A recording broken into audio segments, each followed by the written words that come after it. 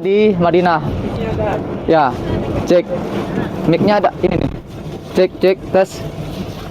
Baik, karena kita mau ke Kuba, mungkin kita akan ceritakan dulu tentang Kuba. Barangkali kita pernah mendengar atau membaca buku tentang Kuba. Jadi Masjid Kuba inilah masjid yang pertama kali didirikan oleh Rasulullah SAW ketika beliau perjalanan menuju ke kota Madinah. Jadi sebelum kisah Kuba ini sebenarnya ada lagi kisah Bukit Sur ya. Tapi itu nanti kita ceritakan di saat di Mekah nanti. Nah, tapi ini bagaimana Rasulullah SAW itu sudah lolos dari pengejaran orang-orang kafir Quraisy, sehingga beliau sudah sampai di menjelang kota Madinah, yaitu di Kuba. Nah, waktu itu Rasulullah SAW itu sampai di Kuba itu sekitar hari Senin. Nah, lalu Rasulullah itu mendirikan masjid, yaitu Masjid Kuba. Dan itulah masjid yang insya Allah kita akan kunjungi nanti, yang begitu bersejarah, dimana pada saat itu ketika Rasulullah itu menuju ke Kuba, beliau ditemani oleh yang pertama itulah Abu Bakar As-Siddiq. Ya, Abu Bakar As-Siddiq selaku sahabat dekat Rasulullah SAW, yang makamnya pun bersebelahan dengan makam Rasulullah SAW. Kemudian ada juga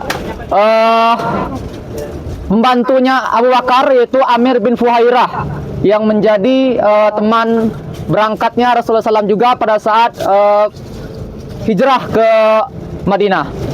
Nah, Rasulullah SAW itu nanti berada di Kuba itu pada saat hijrah itu lebih kurang 3 hari. Jadi 3 hari, Senin, Selasa, Rabu, beliau berada di sana. Dan nanti disitulah beliau ketemu dengan Ali bin Abi Thalib yang pada saat itu ditahan. Jadi kalau Bapak Ibu pernah membaca kisahnya bagaimana Ali bin Abi Thalib ya disuruh oleh Rasulullah untuk tidur di tempat Rasulullah itu berada pada saat pengejaran orang-orang kafir Quraisy. Nah, maka ketika Rasulullah berangkat pergi hijrah, maka Ali bin Abi Thalib kan tinggal di kota Mekah pada saat itu. Beliau diinterogasi, beliau disiksa, beliau ditanya-tanyakan kemana pergi Rasulullah SAW. Nah, lepaskan oleh para pemuka Quraisy. Nah, dan beliau pun nanti berangkat menuju kota Madinah, ikut hijrah bersama Rasulullah SAW. Dan nanti mereka akan bertemu. Rasulullah bertemu dengan Ali bin Abi Thalib dan juga Asma ya binti Abu Bakar, kemudian juga ada Abdullah bin Abu Bakar, itu nanti akan berangkat ke Madinah, nanti ketemunya di Kuba. Nah, nanti ketemu di Kuba, barulah nanti mereka berangkat lagi menuju ke kota Madinah. Nah, jadi kan dulu kan jalan kaki. Jadi untuk menuju dari kota Madinah, dari kota Mekah ke Kuba itu membutuhkan waktu yang cukup lama. Kalau kita insya Allah hanya beberapa jam, hanya 4 jam sampai, karena menggunakan kendaraan. Kalau di zaman Rasulullah, beliau menggunakan 2 ekor onta. Onta yang digunakan sama Rasulullah dan onta yang digunakan sama Abu Bakar Siddiq. Nah, jadi itu. Maka ketika sampai di Kuba, barulah beliau berangkat ke sini. Dan sholat Jumatnya di mana itu kan? Nah, jadi nanti ketika dalam perjalanan sampailah hari Jumat, maka nanti singgah di sebuah tempat yang nanti akan menjadi tempat sholat Jumat. Nah, nanti saya tidak tahu apakah masjidnya masih ada apa tidak. Itu tempat Rasulullah itu sholat Jumat pertama. Nah, kemudian setelah nanti sholat Jumat, barulah Rasulullah berangkat lagi menuju ke kota Madinah ini, yang sekarang kita berada di kota Madinah ini. Dan nanti akan sampai Nabi Muhammad itu di kota Madinah itu tepat di tanggal 12 Rabiul Awal. 12 Rabiul Awal tahun 14 kenabian. Jadi tahun 14 kenabian itu disebut juga dengan tahun 1 Hijriah. Nah, seperti itu. Makanya disebut juga Nabi Muhammad itu beliau berdakwah di Mekah itu selama 13 tahun. Lalu di kota Mekah itu selama 10 tahun. 23 tahun tepatnya ya. Tapi itu digenapkan ya. Sebenarnya itu 22 tahun 12 bulan dan 22 hari. Lebih kurang seperti itu Rasulullah itu berdakwah. Nah, ketika sampai di kota Mekah, maka banyak orang-orang Ansor, banyak sahabat Rasulullah yang ada di Madinah ini pengen rumah beliau yang ditunggui sama Rasulullah. Jadi kan ketika Rasulullah itu nyampe di kota Madinah, beliau kan belum punya rumah. Beliau tidak membawa harta yang banyak, hanya menggunakan onta saja.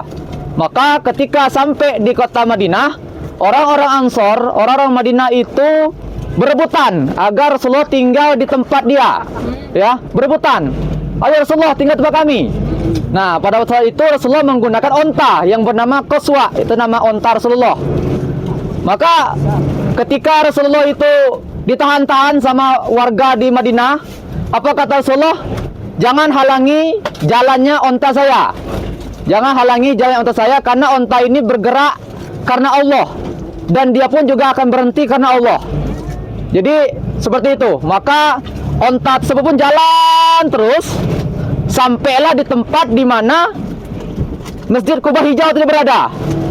Maka disitulah nanti Rasulullah mendirikan Masjid Nabawi. Nah, jadi gitu kisahnya.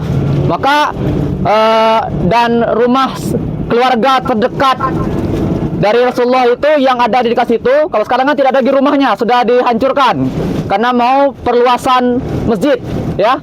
Dulu tuh sebenarnya banyak rumahnya. Nah, rumah saudara atau keluarga Rasulullah yang paling dekat namanya adalah Abu Ayyub Al-Ansori.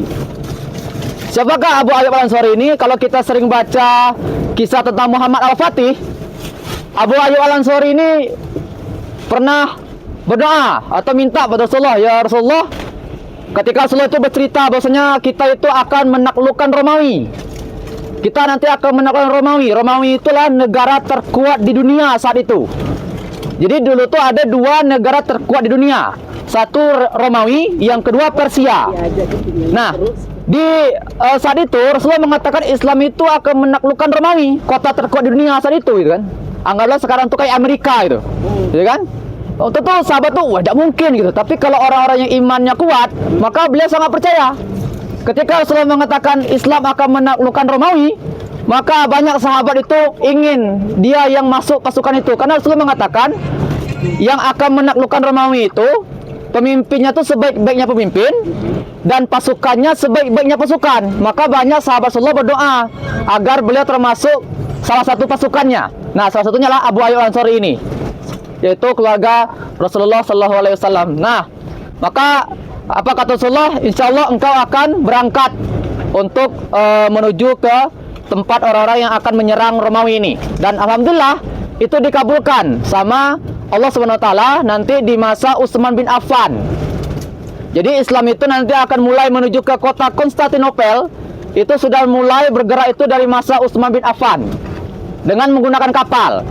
Karena di masa Utsman itulah Islam itu baru punya kapal perang. Nah, jadi di masa Rasulullah Islam belum punya kapal perang. Di masa Abu Bakar dan Umar itu juga belum. Kalau Umar mungkin pas di akhir-akhir, ya. Nah, di masa Utsman lah baru Islam punya armada perang dari laut. Maka setelah nanti Islam mulai menggunakan kapal menuju tempat yang akan dijadikan markas Islam berikutnya. Nah, salah satunya adalah menuju ke kota Konstantinopel. Yang sudah pernah baca bukunya atau kisahnya mungkin sudah tahu kota Konstantinopel apa.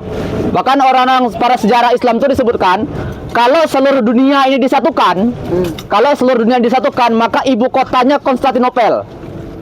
Itu di Turki sekarang. Nah, jadi pada saat akan menaklukkan kota Konstantinopel itu, para sahabat tuh berusaha untuk ikut. Nah, Abu Ayyub Al-Ansori itu ikut pada saat itu. Dan nanti beliau meninggal di atas kapal karena sakit. Dan yang menariknya, Abu Ayyub Al-Ansori ini punya nazar. Apa kata dia? Kalau seandainya nanti aku meninggal, tolong kuburkan aku di dekat dinding kota Konstantinopel, dekat perbatasannya. Maka apa yang terjadi? Ketika beliau wafat, maka kaum muslimin mengangkat jasadnya Abu Ayyub Al-Ansori itu di dekat kota Konstantinopel yang akan ditaklukkan. Itu belum ditaklukkan, baru akan ditaklukkan. Apa kata dia? Biar saya akan mendengar hentakan kaki kuda pasukan kaum muslimin itu di sana nanti. Padahal beliau sudah meninggal. Nah, itu Abu Ayyub Al-Ansori, ya. Baik, kita lanjut kisahnya. Ini lompatnya jauh sekali tadi ya. Baik, nah sekarang ketika Rasulullah SAW itu nanti sampai di dekat yang beliau mendirikan masjid itu, maka Rasulullah pun bersama-sama dengan kaum muslimin lainnya, Muhajirin dan Ansor, mendirikan Masjid Nabawi. Dulu itu Masjid Nabawi itu lebarnya atau panjangnya itu 50 kali 50 cuman 50 meter kali 50 meter. Berarti sekitar sepanjang mobil ini ya, lebih kurang. Nah, jadi kalau sekarang udah jauh tuh. Udah jauh 50 kali 50 gitu kan. Udah kita jalan saja sudah berkilo-kilo gitu kan. Tadi pakai aplikasi saja nih lihat sampai 10 kilo ya jalan kita. Nah, kalau dulu itu cuma 50 meter kali 50 meter. Dindingnya tanpa ada atap, tanpa ada atapnya. Yaitulah tempat Ar-Raudhah itu, sekitar situ. Nah, maka Rasulullah pun juga tinggal di situ. Jadi Rasulullah itu marbut masjidnya. Nah, makanya hadis Rasulullah mengatakan doa yang paling makbul itulah di antara mimbar Rasulullah dengan makam. Sebenarnya bukan makam, tapi kamar Rasulullah itu. Karena Rasulullah itu meninggalnya itu di kasur di situ, lalu dikuburkan di bawah tempat beliau meninggal itu. Ya, jadi di Masjid Quba Hijau itulah rumah Rasulullah SAW. Beliau meninggal di sana, lalu dikuburkan di mana beliau itu meninggal. Dikuburkan di sana, dan nanti Aisyah itu berencana Rasulullah itu dia itu nanti akan dimakamkan di sebelah makam Rasulullah. Nah, cuman di tahun Nabi Muhammad itu meninggalnya tahun 11 Hijriah ya. Nah, Abu Bakar As-Siddiq itu meninggal 2 tahun kemudian, berarti tahun 13 Hijriah. Ayahnya yang meninggal dunia, sakit. Abu Bakar As-Siddiq itu sakit dan dia meninggal dunia.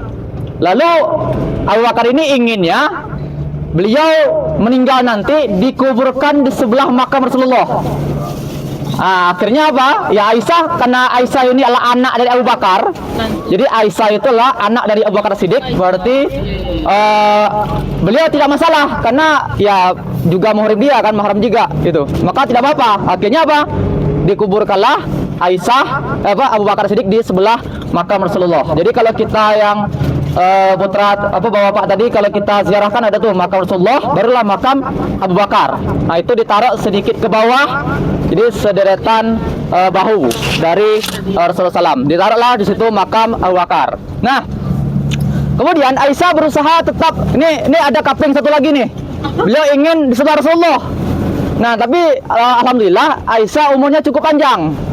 Aisyah umurnya cukup panjang sampai di masa Ali bin Abi Thalib. Nanti ada namanya perang Jamal nanti ya. Perang antar sesama kaum muslimin. Itu adalah kacau. Waktu itu kondisinya sangat kacau sekali. Ya, Islam perang sesama kaum muslimin. Ada yang pengikut Ali bin Abi Thalib, ada yang pengikut Aisyah. Aisyah istri Nabi. Ali ponakan Nabi, gitu kan? Dan juga nanti ada Muawiyah. Berebut mereka, ingin bukan berebut sih. Terjadi salah paham aja ya kan? Ketika Utsman terbunuh, ada yang sependapat cari dulu siapa pembunuh Utsman baru milih pemimpin. Lalu ada lagi kelompok yang mengatakan pilih dulu pemimpin baru cari pembunuh Utsman. Hanya gara-gara itu saja. Nah, tapi ya sangat luar biasa dampaknya sehingga nanti di masa Ali bin Abi Thalib itu nanti perang Jamal itu gara-gara salah pendapat seperti itu. Dan nanti akan kembali bersatu kaum muslim itu di masa Muawiyah yang memimpin. Itulah nanti selesai masa Khulafaur Rasyidin. Nah, kemudian Aisyah tadi karena usianya cukup panjang, beliau keduluan dengan Umar bin Khattab yang meninggal dunia. Umar bin Khattab itu meninggal dunia itu sekitar tahun 23 Hijriah. Jadi tahun 23 Hijriah itu Umar bin Khattab itu wafat ya. Beliau itu tewas lagi mimpin sholat subuh.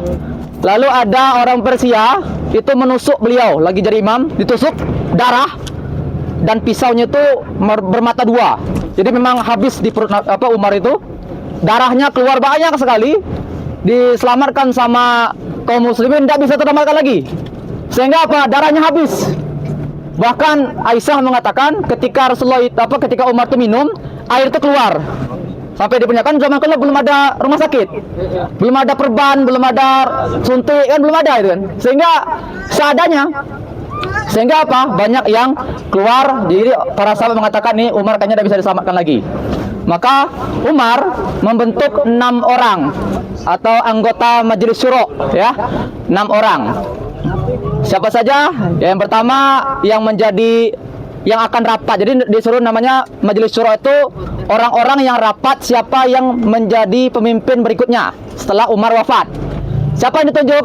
Utsman bin Affan, Ali bin Abi Thalib, Tolhah bin Ubaidillah, Zubair bin Awam, Abdurrahman bin Auf, dan Sa'ad bin Abi Waqqas. Nah, 6 orang itu nanti rapat.